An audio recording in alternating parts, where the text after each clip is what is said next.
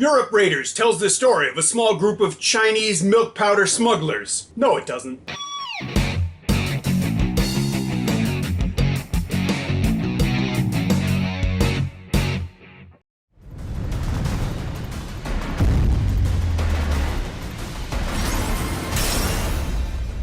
Hi, welcome to the Silver Spleen. My name is Batu Khan, and this is my review of Europe Raiders. Jingle Ma has directed some films that I really liked, including 2008's Playboy Cops and 2009's Mulan, which I enjoyed, if only because it proved that not every soldier is crazy about getting some head. I'll be here all week, please tip the waitstaff. But Jingle Ma has also directed some movies that I really didn't like, such as the execrable Speed Angels and 2008's The Butterfly Lovers, a movie whose only redeeming grace is that it's not The Jade and the Pearl. But let's move on, shall we? Europe Raiders is the third, and hopefully last, installment in the franchise begun with 2000's Tokyo Raiders, a film I remember fondly and I enjoyed watching. 2005's Seoul Raiders was less impressive as well as less memorable. Europe Raiders is a much more impressive and memorable film for all the wrong reasons. I'm not going to tell you about the story, but I'll tell you why I don't tell you later. So, let's get going. Europe Raiders should have been a Chinese New Year movie, because then its utter weightlessness, bizarre casting, cheap gloss, and comprehensive lack of narrative logic, wit, and plausibility would be excusable. Too bad for us, it's September. Some of the title cards in this movie were entertaining, though. The one that said Chinatown, Italy was almost as good as the one that said Mafia HQ, Italy. Never mind that the Mafia is Sicilian. Apparently, all Europeans are the same, which is also proven by the fact that, yet again, almost all the non-Chinese actors yell all of their dialogue. But you can't say that these things are racist, because more than once, characters are speaking Klingon, yes, that Klingon, while wearing Vulcan ears and making the Vulcan hand sign. Goddamn aliens are all the same. Speaking of which, it would be obviously racist to suspect that the Chinese woman working for the CIA is in fact a spy, even though she is. Which is fine, because the CIA in this movie are all dumb as rocks. Because they're white, which is as much about the ideology of the film's intended market as it is the quality of the white actors that they corralled into this mess. But as long as we're talking about the CIA, Chris Wu being interrogated is the best argument for waterboarding I've ever heard. The rest of the cast do at least behave as if they are in a movie. Chris Wu just keeps posing like it's a music video. I can't buy Chris Wu as an international badass of mystery. I could see him as a tomboy, but not as a scary man. I can't even really buy him as a rapper. I can't really put my finger on it, but I don't see him in the same way as people like, Biggie Smalls, Tupac Shakur. I don't really know what it is. Them two niggas got shot! Yeah, that's probably it. But I couldn't really buy anything in this movie. Not even from the expired products aisle where it belongs. Europe Raiders isn't recycled, it's just there. It's not wrote, it's scribbled with the other hand. The storytelling is gallingly negligent. It's all glamour shots and assorted nonsense. The actual details just get glossed over or left out, and most of them are so horrifically dumb, I felt embarrassed hearing them. Oh my goodness, the CIA lied to your father when they told him that the computer program he was going to write for them would only be used for good and not for evil?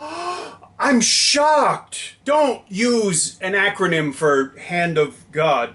Just don't. So, because there's no narrative cohesion in this film, it's up to the numerous and laborious flashbacks to bail the story out of this flaming wreck. But how can they, I hear you axkin, sick? By changing the subtitles, but not the spoken words, which were in that Vulcan language. Don't.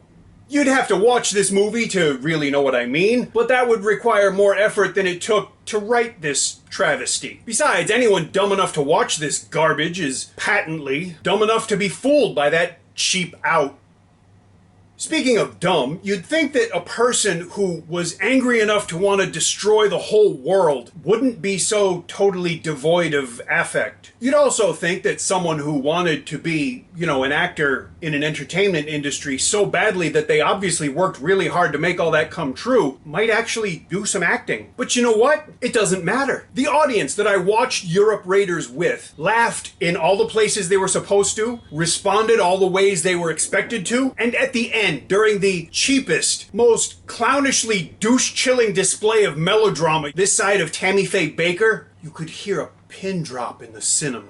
And, as long as we're being totally 80s, Europe Raiders has the worst Alien 3 homage ever. But that's not the worst thing in this movie. That would have to be the ending, which is yet another super twist reversal reveal that seems so popular in movies lately. Aha! You thought you were controlling me, but actually I was controlling you, even though there's no way I could know what decisions you would make, thus forcing you to be manipulated. And even though this means that therefore the last 20 minutes of the film are rendered irrelevant, false, and stupid, I am not stupid. You are stupid because I have your money. Watch the sequel. Buy the DVD. Obey my dog. Suck my I really didn't enjoy this movie because it was just jaw-droppingly bad, like Heartfall Arises bad. Just what an abject mess. The only thing I got out of this movie was that Tay Ting Ting was in a small role and she had a couple of fight scenes and they were really good because A, I know that she's very athletic and actually enjoys doing action work, and B,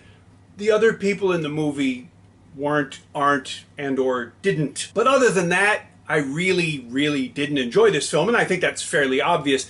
Now, but like I said, the audience I watched it with seemed to enjoy it, and they got everything out of it that I assumed they expected to. So I'm really not interested in trying to convince you it's a bad movie. If you want to go watch this movie, do it. Go watch it in the cinema. It's a blockbuster kind of film, so I guess it would be nice, all big and loud and everything. So go watch it in the cinema, or wait till you can rent or buy a copy. Just because I didn't like this doesn't mean it's okay for you to steal it, because stealing movies is wrong. I'll try to make this brief. Look, let's face it, I have a Patreon page. I need money. I don't get paid to do this, but I do it anyway. It would be nice if you could support me. I'm not an artist, I'm an asshole, but what are you gonna do? Please, click on this thing, and I can get it off my face. Oh, that's better. If you enjoyed my review, please leave me a comment. If you didn't, leave me a comment. If you enjoy the channel, subscribe. Thank you for watching. See you again soon.